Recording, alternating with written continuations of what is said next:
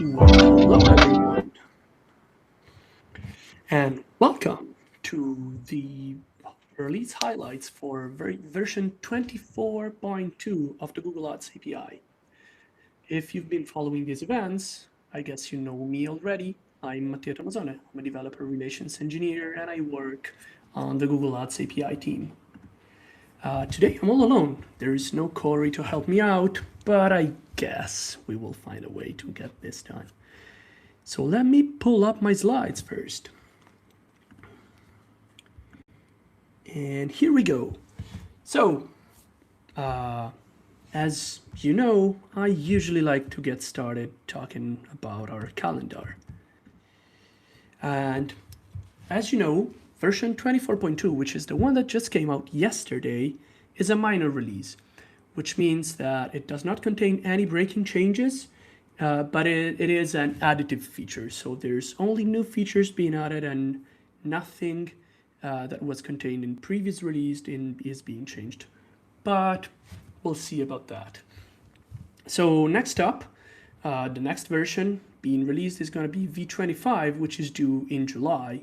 And that is going to be a major version. So it will require you to actually change your code when you upgrade to it. Whereas if you were using V24 or V24.1, you already get what's in V24.2 as well without needing to actually change your API calls. You just get the new features.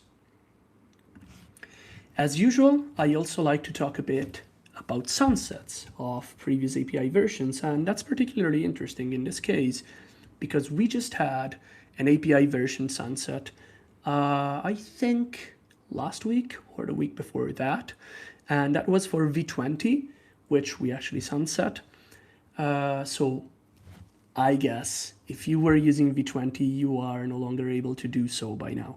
So you should be aware of this already, and this should not be coming as, big news to you. But I also want to mention that there is another sunset coming up in August, which is going to be for V21. So if you are using V21 right now, I recommend you start thinking about upgrading to a later version of the API. V24 may be the good one, or V25, which is coming up next month. It's going to give you a bit more time until it's sunset, because as you know, API major versions usually have a lifespan of about a year. So V24, which came out in April, it's going to be sunset in April next year, whereas V25, which is coming up in August, it's coming up in July, sorry. It's going to be sunset in July 2027. So be aware of the release and sunset schedule. I always like to start our release highlight events by going, again on these, because I guess it's something that's really relevant for you as developers to be aware of when you should be upgrading. So if you're using V21, start upgrading right now. As usual, since I just said that if you're using V24, you already have all the features in V21 in V24.2, I also want to take a quick look at what was released last month, because you may have missed our release highlights event, or you may not be aware of everything that was included in the release. So here's a quick tour of what we just released last month. Last month's release was a lot about experiments. There were some pretty big changes in the experiment space. The first one being that we released a lot of new experiment types. So if you are not familiar in general with the concept of experiments in Google Ads and in the Google Ads API, an experiment is basically something that you use to try out some new features, and you get measurements that let you compare what you're experimenting with an actual campaign. So you basically run an A/B test on some changes that you may want to make to one or more of your campaigns, and you get actual data about that to inform your decisions. So some of the experiment types that we released in V24.1, for instance, are about whether or not it's convenient for you to be adopting AA Max, or to be, adopting broad match keywords, for instance, or to test how your shopping campaigns perform compared to PMAX shopping campaigns. So experiments are a very powerful feature when you are not sure whether or not a Google Ads feature will work for you, because they give you data and they let you dip your toes into something and generate evidence that you can use to inform your decisions. And to even help you better inform your decisions, in V24.1, we also added support for more experiment metrics across all of these families. So all these metrics families like clicks, impressions, costs, and so on, now also have comparison metrics between the control arm of an experiment and the treatment arm of an experiment. So you will have additional statistics that let you determine the statistical significance of experiment, like point estimates, the margin of error of an experiment, and the p-values for all your experiment metrics.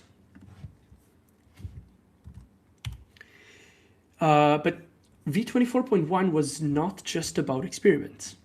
So there's a new field in the demand gen multi-asset ads object that allows you to use image assets that will not be combined with other assets, such as text, images, or videos. So as you know, demand gen works by building entire ads out of your assets, but you may want to have a standalone image that works as a whole ad by itself.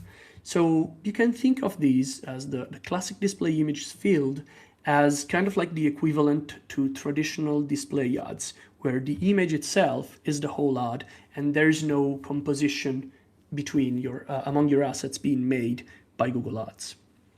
So this may actually simplify your demand gen workflows. Then another important change was that we now support mutating video ads, which is something that has been released in the past, and if you've been following our release events, you would probably know that this is one of the areas of the API that I personally work on. So I am kind of interested in this on a personal level, but this is a pretty big change because historically, video campaigns and video ads always had read-only access in the Google Ads API, but starting with V24, tricky to pronounce, you will be able to mutate video responsive ad info objects. So this opens up a lot of new possibilities, like updating the YouTube video asset used by an ads, or changing its properties, like the headline, the description, or the call to action in a video ad once it's already online. Technically, this was also a breaking change released in V24 because two fields that were optional, so like the business name and the logo images, are now required. So making an optional field required is technically a breaking change, so I have to make you aware of this. But keep this in mind anyways when implementing update features for your video ads. Finally, the last feature that we already released in a previous version that I want to cover today is VTC optimization, so view through conversion optimization. It's a setting that you can toggle on your demand gen and app campaigns, and it optimizes your ads for conversions that happens when a customer views an ad but doesn't immediately interact with it, and then they later complete a conversion on the advertiser website. So this is a setting that is not enabled by default. So if you want to optimize your ads for these type of conversions, you may want to allow turning this flag on in your demand gen and app campaigns. But these were all features that you may already be familiar with because they have been already out for a month or more. And what you're here for today, I guess, is the new features that were released yesterday. So let's get started with these and let's cover what was included in V24.2. There's a few big changes, and the first one is multi-party authorization review. So this secures your accounts by requiring another administrator's approval for sensitive actions.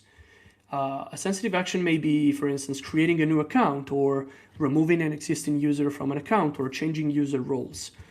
All these actions may now require approval from a second administrator to complete. So this can help you block hijacking attempts and unauthorized actions from occurring on your accounts. there's a multi-party author review resource that allows you to retrieve pending reviews and mark them as complete or denied. So this was such an important change that we decided to also release these on previously released versions of the API as well. So if you don't want to upgrade to V24 yet, but still need to add support for multi-party authorization reviews, you can just upgrade your client libraries and keep using V21, V22, or V23 because there's support for multi-party authorization review in there as well. So we released minor versions for V21, V22, and V23 as well, so that you can get started using this without doing the full upgrade to V24. Then we just mentioned experiments, and there's some new changes in the experiment space as well in V24.2. So there's two new experiment types.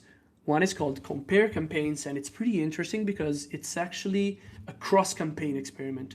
It lets you compare the performances of different campaigns against each other. So you can decide whether a campaign type is suiting your needs better than another, for instance, or which combination of campaign types suits your goals best. It's the equivalent of the custom mixed campaign types experiment in the Google Ads UI. Then we also have the PMAX text customization final year expansion experiment types that lets you split traffic within a single PMAX campaign to test how the impact of text customization and final URL expansion is working in your case. So again, you get more control on how you actually want to test whether or not some Google Ads features may be the best choice for you. Then there's another feature that was so important that we released it to V23, V22, and V21 as well. And it's about a European Union regulation. So starting on August 2nd, you are going to have to declare whether or not your ads contain AI-generated material. And the way you're going to do this is through the synthetic content info object in your ads and campaigns. So this is a property in the asset and in the ad resource, and it will let you declare whether or not your assets or your ads were AI generated. This is not mutable yet, but it's already included in all available versions of the API. So you can already start implementing management of this field. You're not going to be able to mutate this as of now. It will be soon, and you will be able to mutate this when the EU AI Act takes effect on August 2nd. Finally, last feature I want to cover for the V24.2 release, there is a new segment for PMAX campaigns, and it is in the Performance Max Placement View report. And I know that Performance Max and reporting in general are one of the areas where we always get the most feature requests, and the areas where you always ask us for more visibility, more segmentation, more data, basically. So this is allowing you to get ad network type segmentation in the Performance Max Placement View report. So basically, it lets you segment the placement report by ad network type. So it will basically tell you whether your ads were served on the search network, on display, on maps, on the Discover feed, etc. So this is the segment that you're getting. And this was everything that we had for V24.2. So now there's my favorite slide as usual, and it's the questions slide. So now it's time. If you have any questions, let me know on Discord, on YouTube, or wherever else. I have Discord on this screen, I have YouTube on that screen, and I'm not seeing any questions. So I'm thinking if this is because I have been too clear with my explanations, the features that we just released were too good that you don't have any questions about them, or that I have been so confusing that you're not even able to articulate any questions whatsoever.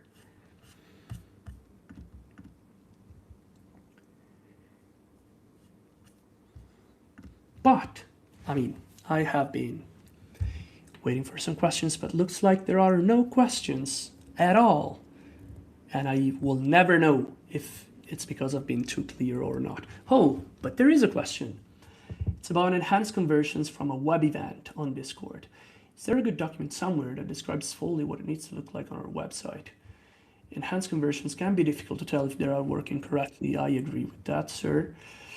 And yeah, for partners who are integrated into the API, it would be nice if you would build a link that links directly to the different types of enhanced conversion events with best practice example payloads for both web events and copy style events. I see. Yeah, this is really more of a feature request in our docs than an actual question that I can answer right now. But yeah, I share your sentiment, sir, and I agree that this is good. Like enhanced conversions in general is a place where we do have some room for improvements in our documentation. So yeah, this is a really good suggestion that I will take and relay to the rest of my team, and we will very likely improve this in the future. Okay, I see a comment on YouTube that says too good to clear. Thank you, sir. I appreciate this. I'm not sure if it was actually the case for everyone, but I really appreciate this. Yeah, I don't see. Well, I see someone typing on Discord. Appreciate it. Okay, that was just an appreciation post. So thanks. Appreciate your appreciation. But I don't see any more questions, which means that all that's left for me to do is to thank you all for watching. This has been fun as usual, even without my colleague Corey, who will be back anyways. He's just out of office today. But yeah, thank you all for watching. I will see you in the next event, which is going to be next month for our next release.